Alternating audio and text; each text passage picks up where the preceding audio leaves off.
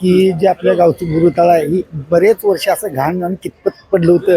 कारण गाव तिथे ते गावाची जनावरं आहेत, त्यात स्वच्छ पाणी नव्हतं. हे पाणी पिण्यासाठी जर गाव पाहिजे असेल तर गावात स्वच्छता तलाव पाहिजे.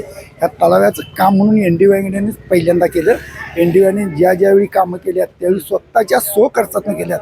त्यांच्याजवळ माणूस बळाचं जे बळ आहे ते जास्ती आहे की एन.डी. वांगडे स्वतःचा खर्च वापरतात. काय असेल ते कुठल्या नेत्यांनी फंड दिला आणि आपण तो फंड लावावा असं काही नाही.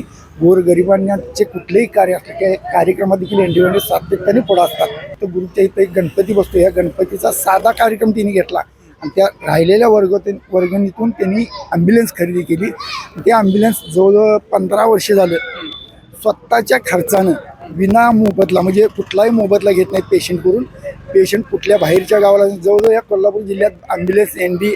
वांगडे ॲम्ब्युलन्स प्रसिद्ध आहे.